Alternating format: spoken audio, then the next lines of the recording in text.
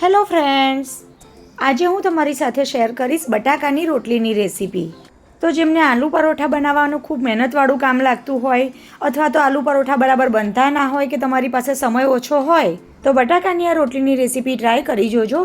સ્વાદમાં આલુ પરોઠા જેવી જ ટેસ્ટી અને એકદમ સોફ્ટ બને છે. અને આલુ પરોઠાની જેમ સ્ટફિંગ ભરવાની ઝંઝટ વગર સાદી રોટલી બનાવીએ એટલા જ સમયમાં બનીને તૈયાર થઈ જાય છે. તો હું છું નિરાલી અને નિરાલીસ કિચનમાં તમારું સ્વાગત છે. તો ચાલો બનાવવાનું શરૂ કરીએ. તો એના માટે અત્યારે મેં મીડિયમ સાઇઝ કરતાં થોડો મોટો બટાકો લીધો છે અને બટાકાને મેં બાફીને છાલ ઉતારી લીધી છે. હવે બટાકાને પહેલાં તો આપણે ગ્રેટરથી ગ્રેટ કરી લઈશું. તમારે જો આ રીતે ગ્રેટ ના કરવો હોય તો મેશરથી મેશ પણ કરી શકો છો, પણ ઘણીવાર મેશરથી મેશ કરતાં કોઈ આખા ટુકડા રહી જાય છે એટલે મેં આ રીતે છીણીને ઉપયોગમાં લીધો છે. હવે બટાકાના છીણને પહેલાં તો આપણે મેઝર કરી લઈશું જેથી એના માટે લોટ કેટલો લેવો એની ખબર પડે. તો તમે જોઈ શકો છો મેઝરિંગ કપના આ માપથી 1 કપ ભરીને બટાકાનું છીણ તૈયાર થયું છે. તો એના માટે 2 કપ આપણે ઘઉંનો ઝીણો લોટ લેવાનો છે. રોટલી કરવા માટે જે ઉપયોગમાં લઈએ છીએ એ જ લોટ મેં અત્યારે લીધો છે. હવે મસાલામાં 2 ફાઇન ચોપ કરેલા લીલા મરચાં અને 1 ટીસ્પૂન જેટલી આદુ લસણની પેસ્ટ ઉમેરીશું.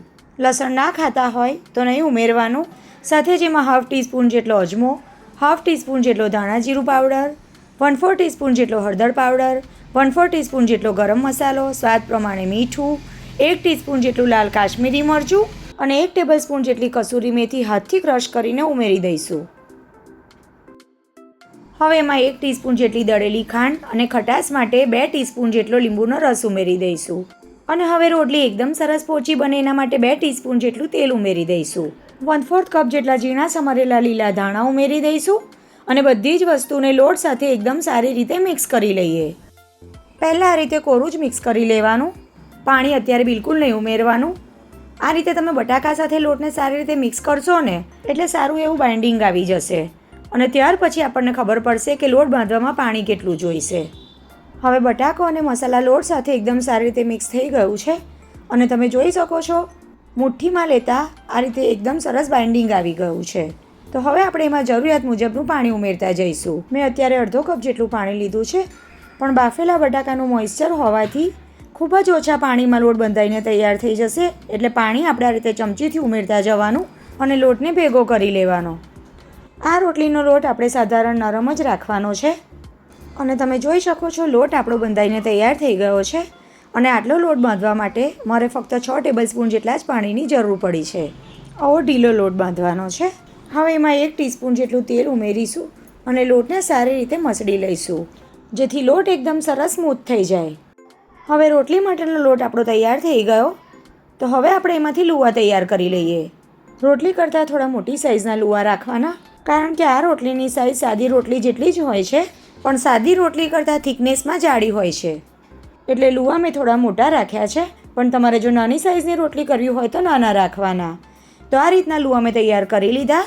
હવે ઘઉંના કોરા લોટના અટામણ સાથે રોટલી વણી લઈએ.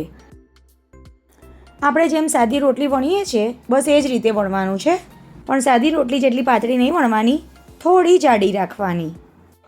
અને વણતી વખતે જો તમને રોટલી ચોંટે છે એવું લાગે તો થોડો કોરો લોટ સ્પ્રિંકલ કરી લેવાનો જેથી એ ચોંટશે નહીં. તમે જોઈ શકો છો રોટલી આપણી વણાઈને તૈયાર થઈ ગઈ છે. બહુ પાતળી આપણે સાદી રોટલી વણી એટલી પાતળી નહીં વણવાની. હવે ગેસ ઓન કરી ગરમ તવા પર રોટલી શેકી લઈશું. અને જે રીતે આપણે ભાખરી કે થેપલા શેકીએ છીએ ને બસ એ જ રીતે ગેસની મીડિયમ ફ્લેમ પર ઉલટપુલટ કરતાં શેકી લેવાની. એક બાજુ હલકી એવી શેકાઈ જાય એટલે ટર્ન કરી લેવાની અને ત્યાર પછી ઉપરની સાઈડ 1/2 ટીસ્પૂન જેટલું તેલ મૂકી સ્પ્રેડ કરી દેવાનું અને આ રીતે ગેસની મીડિયમ ફ્લેમ પર બંને સાઈડ એકદમ સરસ સ્પોટ દેખાય એ રીતે શેકી લેવાની. ટર્ન કરી લીધા પછી હલકા હાથે સ્પેચ્યુલાથી આ રીતે પ્રેસ કરશો ને એટલે બધી સાઈડ એકદમ સરસ એક સરખી શેકાઈને તૈયાર થશે. ફ્રેન્ડ્સ, ગરમ ગરમ આ રોટલી ખાવામાં એટલી સરસ લાગે છે ને કે એની સાથે ખાવા માટે બીજું કંઈ જ ના હોય તો પણ ખાવાની મજા આવે છે. ગરમ ગરમમાં એનું ઉપરનું પડ એકદમ સરસ ક્રિસ્પી લાગે છે. ઠંડી થયા પછી એકદમ સરસ પોચી રૂ જેવી બની જાય છે અને એમાં ઉમેરેલા બટાકાના લીધે એનો સ્વાદ પણ એકદમ આલુ પરોઠા જેવો જ આવે છે. બાળકોના લંચ બોક્સ કે હસબન્ડના ટિફિન બોક્સ માટે બેસ્ટ ઓપ્શન છે. તો ઉનાળાની ગરમીમાં આલુ પરોઠા ખાવા હોય પણ એટલી મહેનત ના કરવી હોય ત્યારે બટાકાની આ રોટલી એકવાર ચોક્કસથી ટ્રાય કરજો. બધાને ભાવશે. તો બનાવજો અને મને કહેજો કે તમને આજની આ રેસીપી કેવી લાગી. રેસીપી સારી લાગી હોય તો વિડીયોને લાઇક કરજો, તમારા ફ્રેન્ડ્સ ફેમિલી સાથે શેર કરજો અને આવી જ બીજી નવી નવી રેસીપી યુટ્યુબ પર જોવા માટે મારી ચેનલ નિરાલીસ કિચનને સબસ્ક્રાઈબ કરજો અને ફેસબુક પર જોવા માટે વિડીયોને લાઇક કરી અમારા ફેસબુક પેજને પણ ફોલો કરજો. તો ફરી મળીશું એક આવી જ નવી અને ઉપયોગી રેસીપી સાથે. આવજો.